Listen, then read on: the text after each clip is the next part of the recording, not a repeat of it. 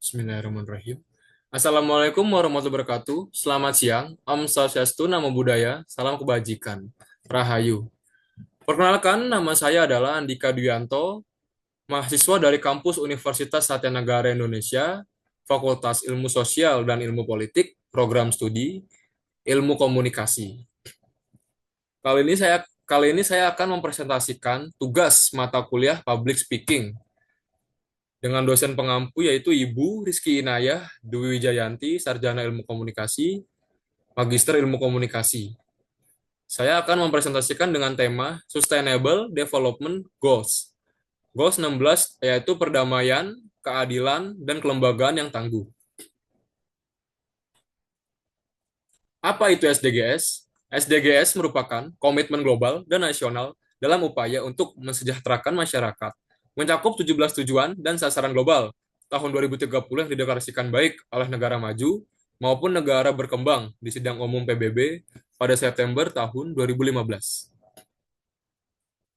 Selanjutnya adalah yang pertama yaitu menguatkan masyarakat yang inklusif dan damai untuk pembangunan berkelanjutan, yang berarti membangun suatu komunitas atau masyarakat yang mencakup semua kelompok tanpa diskriminasi, di mana setiap individu memiliki kesempatan yang sama untuk berkembang dan berpartisipasi dalam pembangunan. Ini juga berarti menciptakan kondisi yang mendukung perdamaian dan kerjasama antara anggota masyarakat sehingga pembangunan dapat dilakukan secara berkelanjutan, baik dari sisi sosial, ekonomi, maupun lingkungan. Yang secara khusus ini adalah melibatkan yang pertama ada inklusivitas. Masyarakat yang tidak membedakan kelompok berdasarkan ras, gender, agama, atau status sosial dan memberikan ruang bagi setiap orang yang berkontribusi. Yang kedua adalah damai. Masyarakat yang bebas dari konflik, kekerasan, dan ketegangan, serta mengedepankan dialog dan penyelesaian masalah secara damai. Yang terakhir adalah pembangunan berkelanjutan, yaitu membangun masyarakat yang tidak hanya memenuhi kebutuhan saat ini, tetapi juga menjaga sumber daya dan peluang untuk generasi mendatang.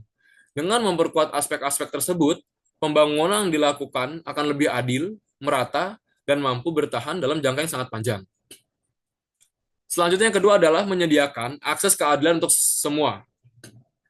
Yang berarti adalah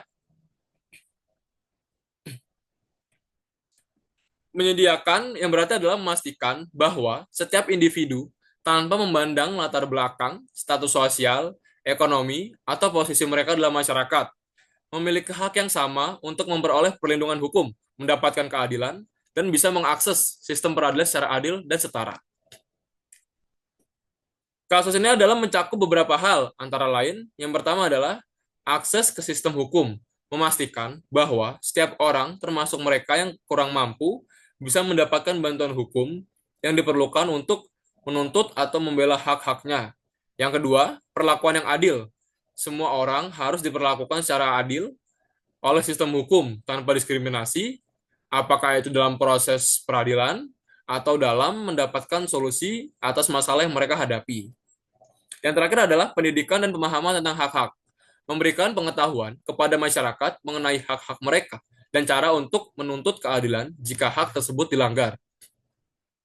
Konsep ini berhubungan erat dengan prinsip keadilan sosial dan pemerintahan yang baik, di mana setiap orang harus memiliki kesempatan yang sama untuk mendapatkan keadilan, baik di tingkat individu maupun di masyarakat.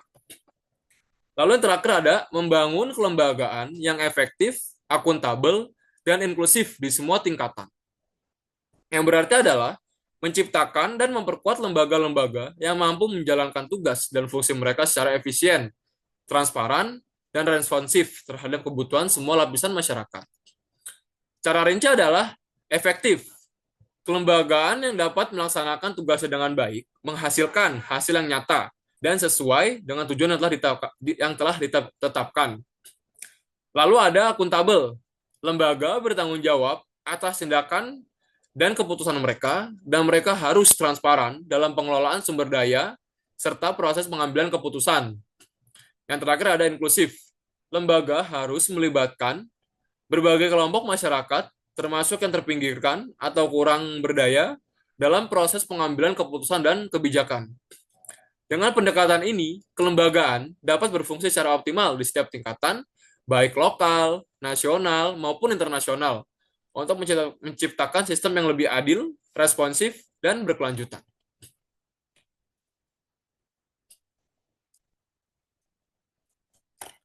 Kasih sayang dan moralitas yang kuat sangat penting bagi setiap masyarakat demokratis. Namun, penganiayaan, ketidakadilan, dan pelecehan masih merajalela dan merusak tatanan peradaban. Kita harus memastikan bahwa kita memiliki institusi yang kuat, standar keadilan global, dan komitmen terhadap perdamaian di mana-mana. Lalu saya akan mempresentasikan studi kasus upaya penegakan hukum dan keadilan di Indonesia. Saya mengambil kasus tentang perjalanan kasus Ronald Tanur, yaitu pada Oktober 2023, Dini Sera Afrianti tewas akibat kekerasan yang dilakukan oleh kekasihnya, yaitu Ronald Tanur, di Landmark Mall, Surabaya. Dalam pertengkaran, Ronald menendang, memukul dengan botol, dan melindas Dini menggunakan mobil. Meski Ronald didakwa dengan pasal berlapis oleh Jaksa Penuntut Umum atau JPU dan dituntut 12 tahun penjara, Pengadilan Negeri Surabaya membebaskannya pada Juli 2024. Vonis bebas ini memicu kontroversi, terutama karena Ronald adalah anak dari mantan anggota Dewan Perwakilan Rakyat. Kemudian, Komisi 3 DPR memanggil perwakilan keluarga korban serta Komisi Yudisial untuk evaluasi kasus. Kejaksaan Agung pun melakukan investigasi yang akhirnya menemukan indikasi suap dari pengacara Ronald kepada 3 hakim Pengadilan Negeri Surabaya yang memvonis bebas Ronald Tanur. Dalam operasi tangkap tangan atau yang biasa disebut OTT, pada 23 Oktober tahun 2024, Kejagung menangkap Ketua Majelis Hukum Erin Tuah Damanik dan 2 hakim anggota, Mangapul dan Heri Hanindyo, serta pengacara Ronald, Lisa Rahmat. Barang bukti uang tunai dan catatan transaksi ditemukan yang bisa memperkuat dugaan suap. Sebagai respon, Mahkamah Agung memberhentikan ketiga hakim sementara dan akhirnya memutuskan hukuman 5 tahun penjara untuk Ronald Tanur di tingkat kasasi dengan membatalkan vonis bebas sebelumnya. Lalu juga selain itu, Zarof Richard, mantan pejabat Mahkamah Agung, juga dijadikan tersangka atas peran dalam suap vonis bebas Ronald Tanur, serta gratifikasi kasus lain. Analisis sasaran SDGs poin 16 atau perdamaian, keadilan, dan kelembagaan yang tangguh. Yang pertama ada kurangi kekerasan di mana saja. Tindakan penganiayaan yang dilakukan Ronald Tanur hingga menewaskan kekasihnya Dini Sera Afrianti mendapatkan sorotan publik sebagai bentuk kekerasan dalam hubungan yang perlu ditangani melalui sistem hukum yang efektif. Kasus ini menunjukkan kebutuhan mendesak untuk mengatasi kekerasan dan memastikan tindakan hukum yang jelas terhadap pelaku kekerasan, serta perlunya perlindungan hukum bagi korban dan keluarga korban. Reaksi cepat dari dukungan netizen dan peran Dewan Perwakilan Rakyat Republik Indonesia telah membantu memperkuat penegakan hukum dalam kasus penganiayaan tersebut. Yang kedua yaitu mengurangi korupsi dan penyuapan secara substansial. Kasus penyuapan hakim dalam proses hukum ini menguatkan pentingnya upaya untuk menurunkan tingkat korupsi dalam lembaga peradilan.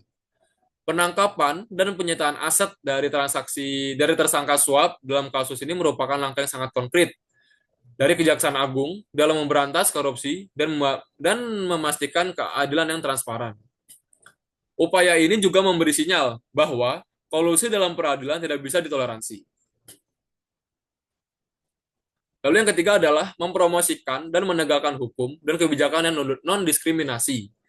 Tindak lanjut hukum yang melibatkan Kejaksaan Agung dan peran aktif Komisi Yudisial dalam memberikan sanksi pada hakim yang melanggar etik adalah langkah yang penting dalam penegakan hak asasi manusia dan pembuktian bahwa institusi penegak hukum bertanggung jawab pada proses yang berkeadilan. Kesimpulan presentasi yang saya bawakan tadi adalah kasus ini menggarisbawahi pentingnya dukungan dari masyarakat atau netizen dalam menuntut transparansi hukum. Langkah DPR dan Kejagung yang berkolaborasi dengan publik menunjukkan bahwa suara masyarakat dapat menggerakkan lembaga negara untuk menjaga keadilan dan mencerminkan pencapaian tujuan SDG 16 ini di Indonesia. Terima kasih atas perhatian Anda semua. Kurang lebih mohon maaf. Jika ada salah-salah kata atau salah pengucapan saya mohon maaf. Tolong dibukakan pintu maaf yang seluas-luasnya. Sekian dari saya. Wassalamualaikum warahmatullahi wabarakatuh. Om Swastiastu, Namo Buddhaya, salam kebajikan, Rahayu.